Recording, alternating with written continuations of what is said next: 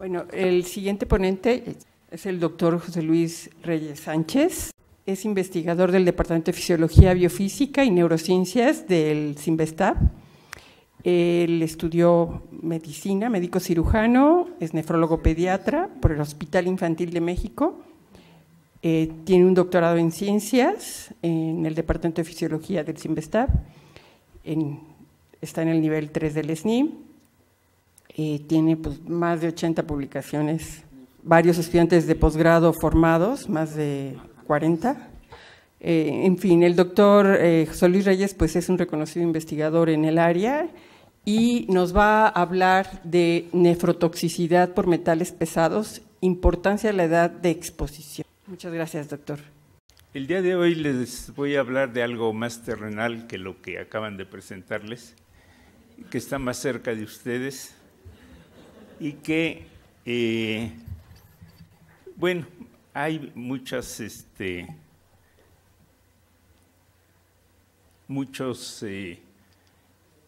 circunstancias en las que ustedes están en contacto con metales pesados.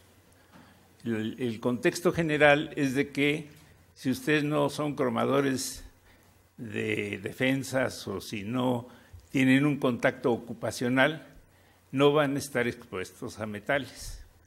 Y sobre eso es sobre lo que vamos a platicar hoy.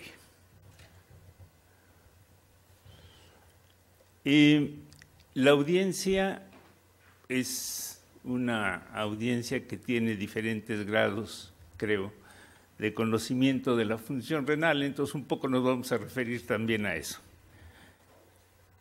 ¿Para qué sirve el riñón?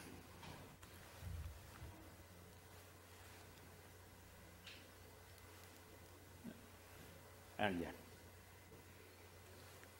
Bueno, contribuye a la homeostasis de los líquidos corporales y eso es muy importante porque el riñón, la idea que tiene todo el mundo es que sirve para formar orina y eso es tan equivocado como decir que un automóvil sirve para hacer humo.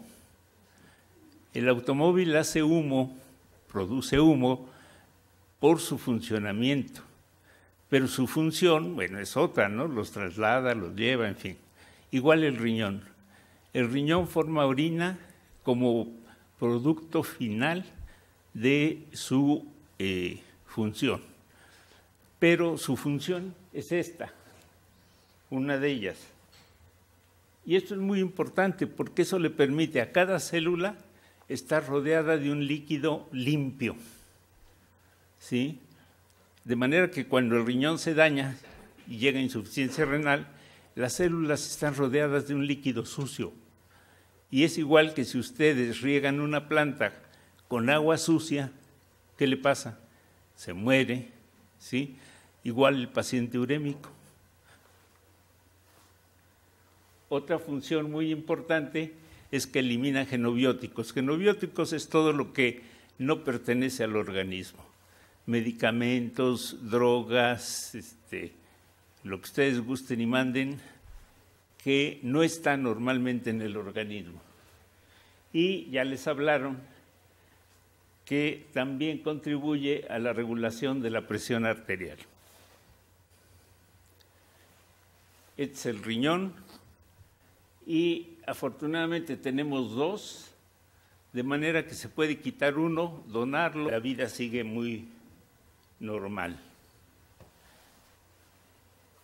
Para que tengan una idea de cómo está formado ese riñón, está formado por unidades funcionales que son las nefronas, que están constituidas por este filtro, que es el glomérulo, que filtra 180 litros por día en un adulto sano.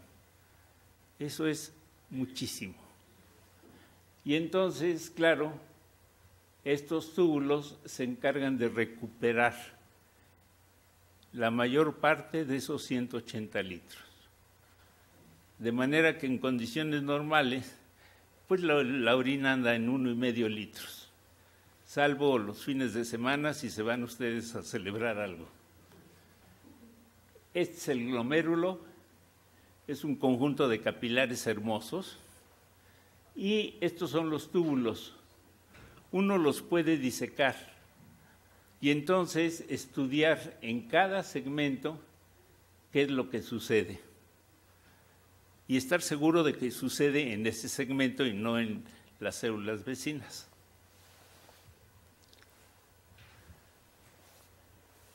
La filtración glomerular entonces consiste en el paso de líquido con la misma composición de la sangre y se filtran 180 litros, de manera que eso se tiene que recuperar y es tan eficiente el riñón que fíjense ustedes que si ustedes comen alrededor de 110 milimolas de sodio, que eso es lo que se lleva la dieta normal, occidental, mexicana, eso se filtra en 6 minutos, de manera que no alcanzarían ustedes a comer lo que se está filtrando. Pero por el trabajo del riñón se eliminan 100 milimolas, o sea, se eliminan las mismas que se comieron y está en balance el organismo. Eso se logra por 3 mecanismos, por lo que se filtra, por lo que se reabsorbe y por este mecanismo que es muy importante para eliminar los xenobióticos que les platiqué.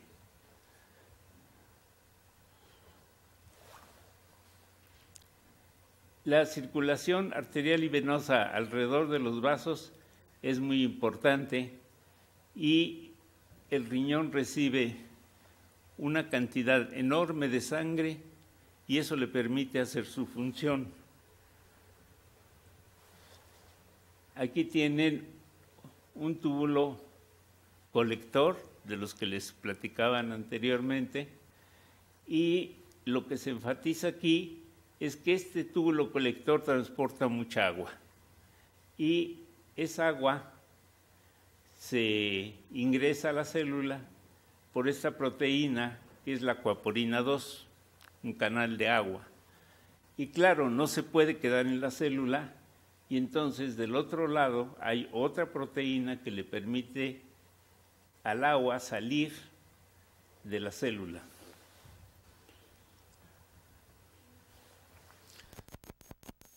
El contenido de agua en los tejidos y en los órganos es variable, pero todos tienen una cantidad muy importante y se intercambia esa agua en los diferentes compartimentos. Fíjense ustedes, inclusive el esqueleto, que uno lo considera una estructura muy sólida, tiene una buena cantidad de agua. Ahora, esto nos sirve para ir recordando por qué el niño es diferente que el adulto. El niño, en su etapa en la que está en la mamá, en su etapa in útero, pues vive como estos sujetos, vive en agua, ¿sí? Vive rodeado de líquido amniótico. Entonces, nace y tiene que adaptarse en pocos minutos, que filogenéticamente llevó muchos años. Y para que sobreviva ese bebé que acaba de nacer, se necesita que su riñón funcione bien. La cantidad de agua que hay en el organismo no es la misma en todas las edades ni la proporción. Fíjense ustedes, esto es un esquema en humanos desde antes del nacimiento al primer año de vida, a la adolescencia y el adulto. Antes del nacimiento, más del 90% del bebé es agua y va disminuyendo conforme avanza en edad. Este es agua corporal total y hace esto que es muy interesante y que seguramente muchos ya conocen. Esto se llama dimorfismo sexual, de manera que la mujer tiene menos agua que el hombre. Puede decir que son menos aguadas, bueno, es una forma de decirlo. Y esto es el líquido intracelular. El líquido intracelular, que es el principal compartimento en la vida, antes de nacer es menos que el líquido extracelular.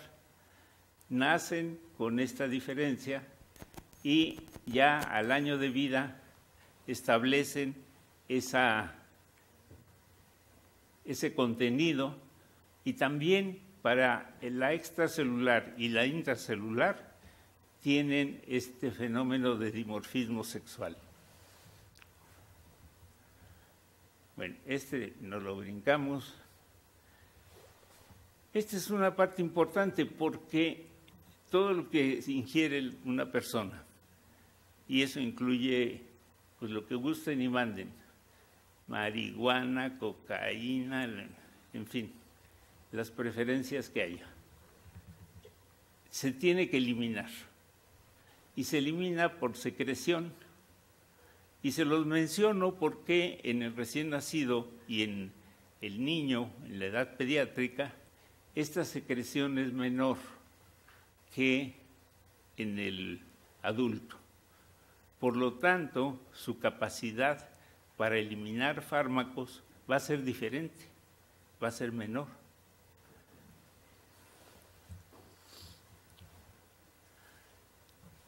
Estos son algunos ejemplos de lo que se transporta por ese sistema. Si no son médicos, no les va a sonar mucho, pero están los uratos, los antiinflamatorios no esteroidales, lo que se toman cada vez que les duele algo, aspirina, el Tempra, los ibuprofenos, en fin. Por eso es importante esto. Pero además se eliminan compuestos que son producidos por el organismo, como el alfa-cetoglutarato, el MP cíclico, las prostaglandinas. Este es el otro sistema de cationes orgánicos que también transporta medicamentos, pero en este caso tienen una carga positiva.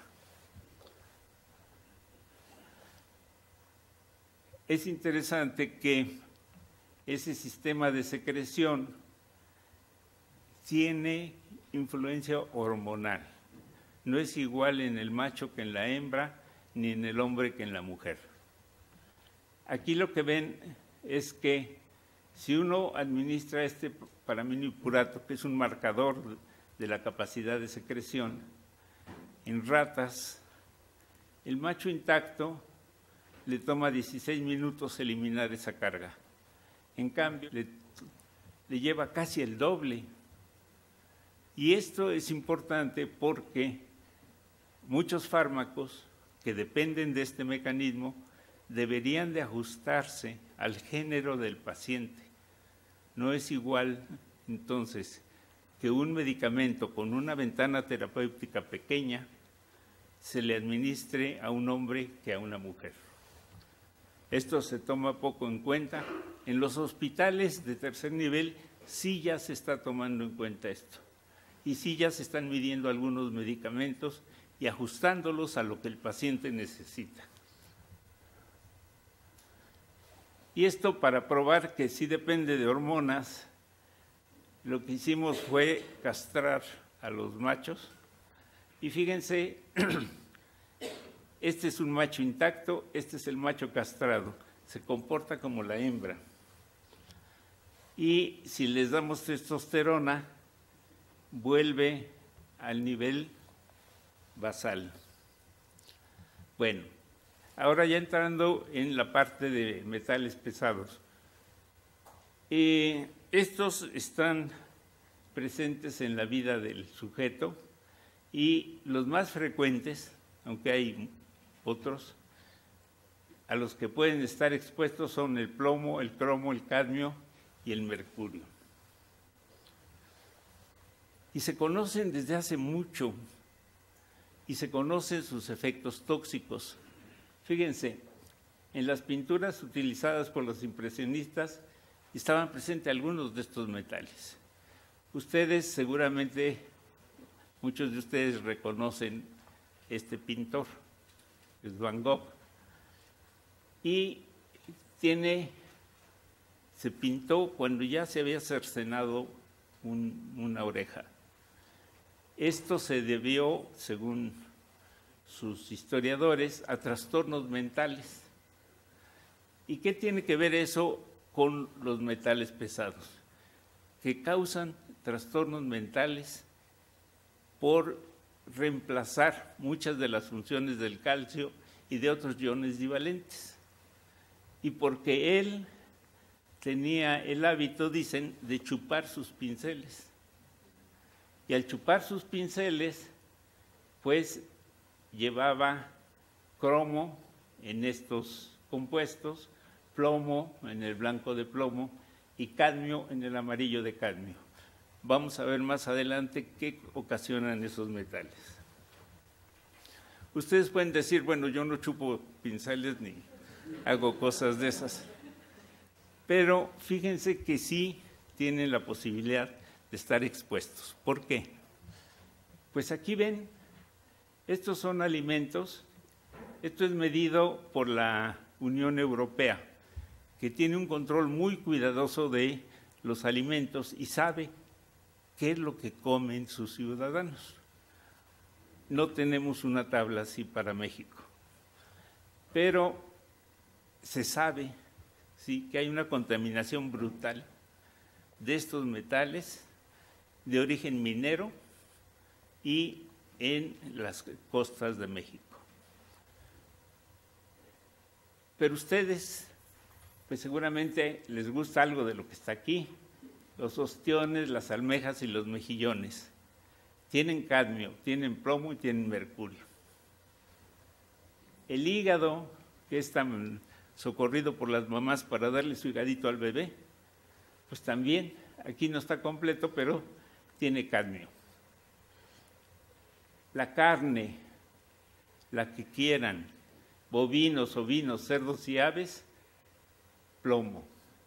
El pescado, todos, ¿sí? Y las anchoas, que a mí me gustan mucho, por eso las puse también. Luego la leche, y esto en países en donde la alimentación se cuida mucho, que no es el caso de México. Alimentos infantiles también. Entonces, la posibilidad de que estén expuestos a metales pesados no es tan rara, ni depende del trabajo que tengan.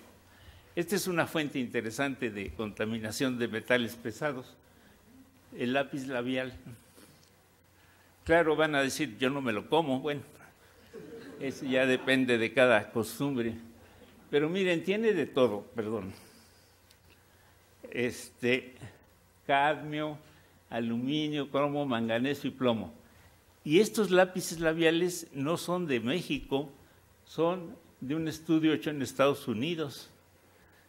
¿Sí? De manera que la exposición a estos metales está ahí. Ahora, en el tema de la presentación, se decía que los daños al riñón y en general a la persona dependen de la edad de exposición. Y esto es un ejemplo muy claro. Ustedes están muy jóvenes y seguramente no oyeron, o muy probablemente no oyeron, de la enfermedad de Minamata.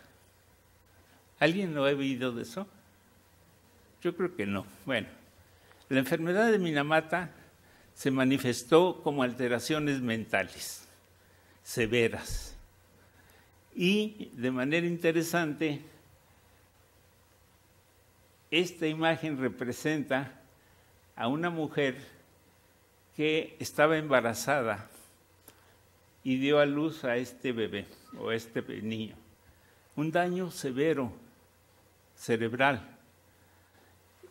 Las dos, el niño y la mamá, estuvieron expuestos a la misma cantidad de metilmercurio. Sin embargo, el daño, como ven, es muy severo en quien estuvo expuesto in útero, a diferencia de quien lo estuvo expuesto ya en la edad adulta. Y eso se ve aquí. Este es un corte de un sujeto con este problema de metilmercurio y los puntitos señalan las zonas afectadas. Este es un niño expuesto a metilmercurio, pero ya en la edad infantil. Y el peor, el que tiene más puntitos, es alguien como este, expuestos en útero. Entonces, el mismo tóxico va a actuar de manera diferencial dependiendo de la edad.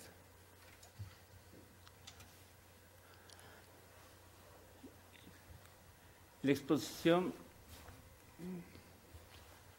fetal a genobióticos puede inducir alteraciones permanentes en la edad adulta, fíjense. Y tomamos como ejemplo el cadmio. El cadmio tiene muchas fuentes de exposición.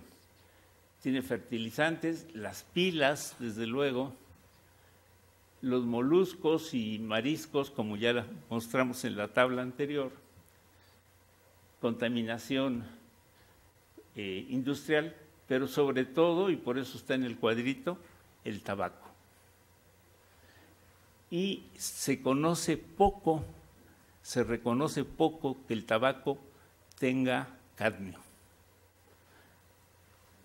Y claro, la inhalación es una muy buena fuente para que el cadmio entre al organismo. Ahora fíjense, esto es horrible. La vida media en el humano es de 10 a 30 años.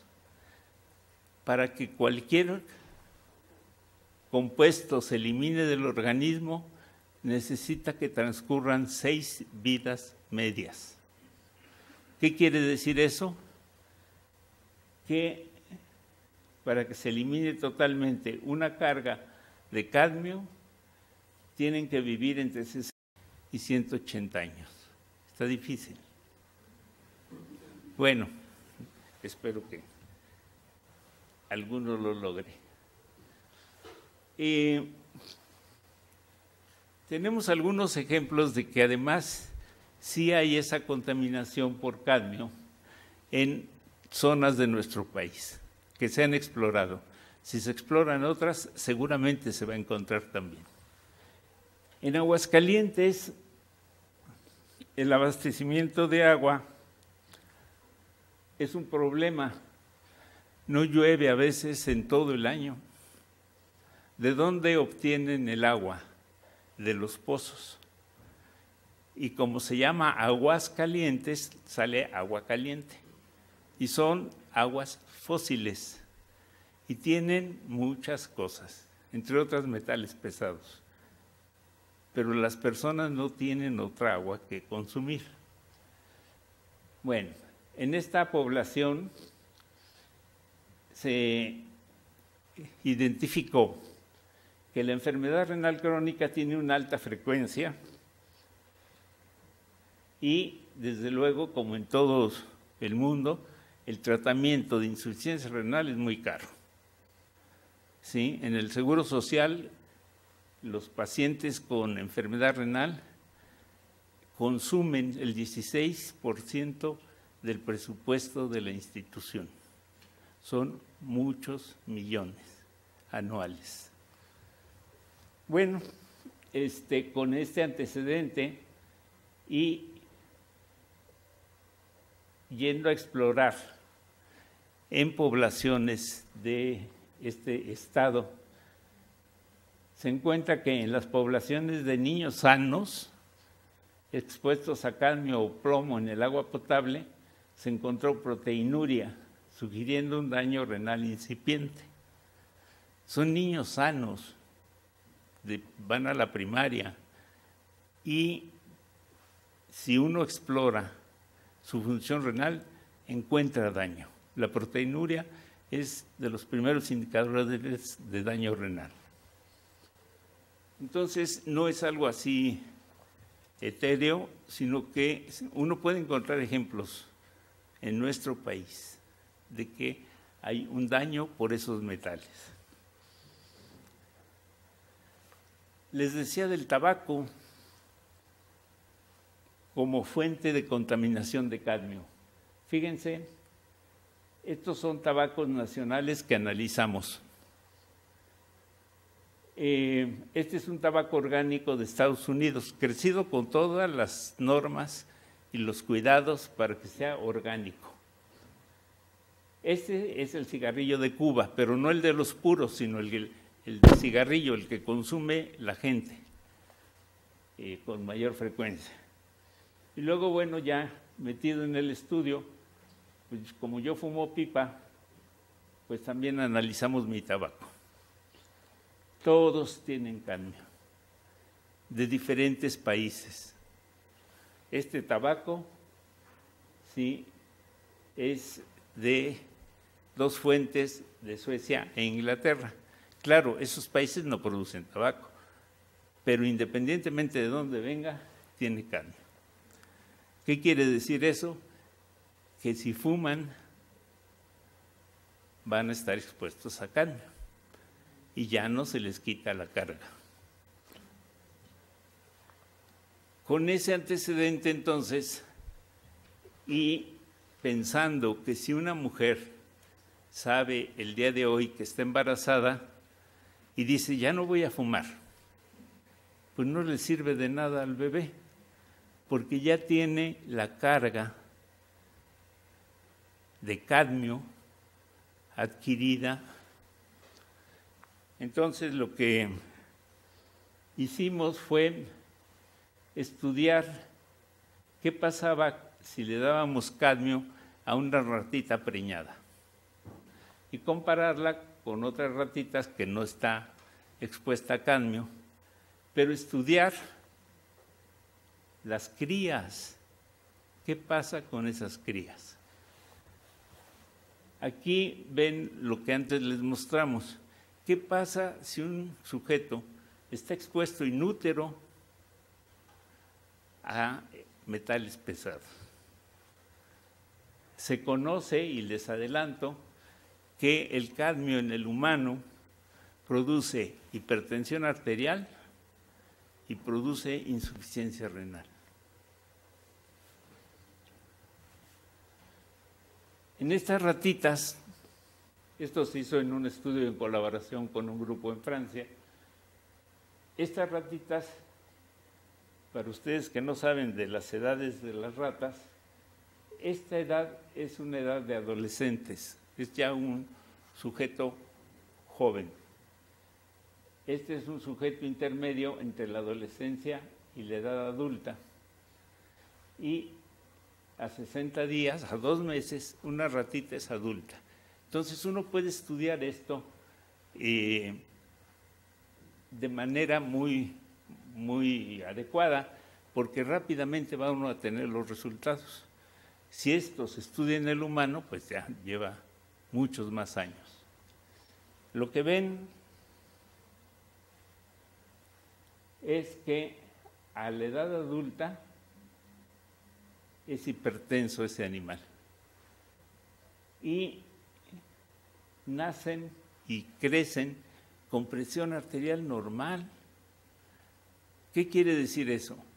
Quiere decir que muchas de las hipertensiones arteriales que llaman esenciales porque el médico no sabe qué causa tiene, pudieran ser de sujetos cuyas madres fumaban y que eso se manifiesta en estos sujetos hipertensos en la edad adulta.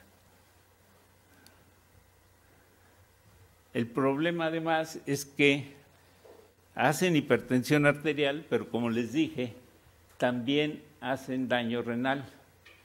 Fíjense, nacen bien, crecen con función renal normal, pero hacia la edad adulta tienen un daño renal muy claro.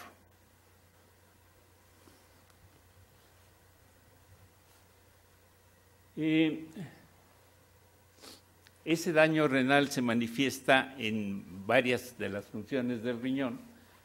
De las funciones que son menos conocidas están las de las uniones estrechas. Las uniones estrechas son las que mantienen las células juntas en su lugar. En los epitelios, como el riñón o la piel, y en los vasos, en las arterias. Hagan de cuenta y rodean a las células, ¿sí? De manera que hagan de cuenta los six-pack. ¿Sí conocen los six-pack? Sí. Bueno, el six-pack tiene las latas unidas por plástico, ¿sí? Y si ustedes rompen ese plástico, las latas ya se sueltan. Igual las células. Las células están rodeadas por esto que está en azul, que son las uniones estrechas. Si se dañan, la célula se suelta de su lugar. En el caso del riñón, esa célula que se suelta de su lugar se va a la orina. Y uno la puede estudiar en la orina.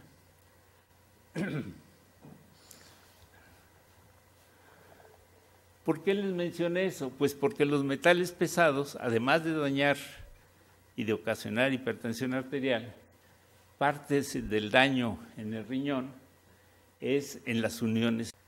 Aquí nos estamos refiriendo al cromo. El cromo está en todas estas fuentes, inclusive los tintes del pelo, ojo,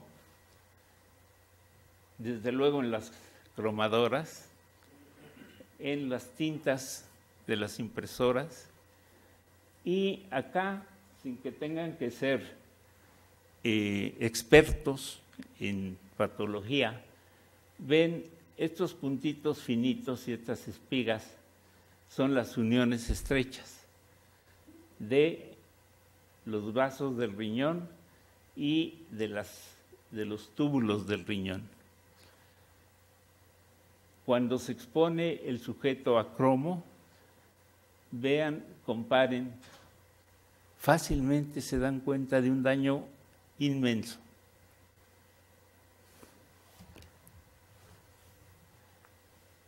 Y si esa exposición a metales pesados contribuye a otras causas de insuficiencia renal, la evolución va a ser más rápida.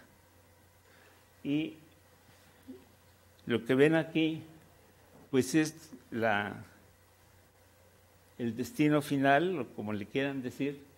Este es un riñón artificial que parcialmente sustituye lo que ese riñón del paciente ya no está haciendo, ¿sí? Bueno.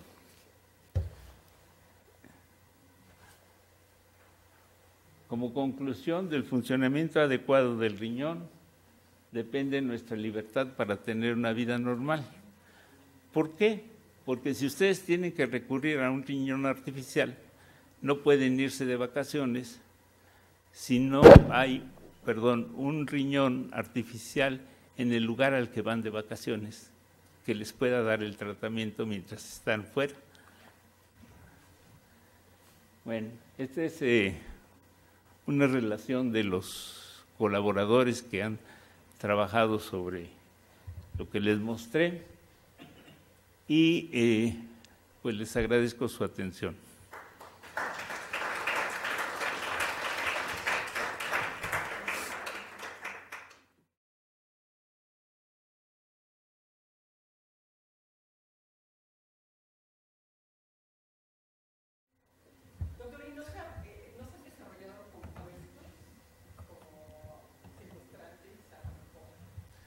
Esa es muy buena idea. En Simvestab desarrollamos un proyecto que se quedó sin financiamiento en un cambio sexenal, como sucede en muchas cosas en este país. Pero la idea era precisamente en Aguascalientes, que ya habíamos identificado el problema, establecer dos cosas. Una, sensores en los ríos y en las fuentes de abastecimiento para saber cuánto estaba aportándose de estos metales. Y la otra, una especie de filtros, pero con características tecnológicas que permitiera retirar los metales que no se retiran con los procesos habituales para hacer agua potable. Un buen sistema para potabilizar el agua no elimina metales pesados. Entonces, sí hay posibilidades, pero pues no se ha hecho mucho caso. Y luego, son especies de resinas. El problema es que estos son casi todos cationes divalentes. Y entonces también, si es una resina no específica, va a capturar magnesio, y eso es malo para el sujeto. En el sentido de qué diferencias hay o de qué posibilidades de solucionar este problema, tenemos datos experimentales en donde al animal embarazado, a la rata preñada, le damos vitamina A, y lo que sucede al final es que sus crías no tienen hipertensión ni tienen daño renal. Eso sería muy fácil en salud pública, porque sería como darle el ácido fólico a las embarazadas. Se le da o se les recomienda vitamina A, porque el cadmio se va a quedar ahí y la mujer no va a dejar de fumar. Y si deja de fumar, pues, realmente no le hace mucho. Gracias.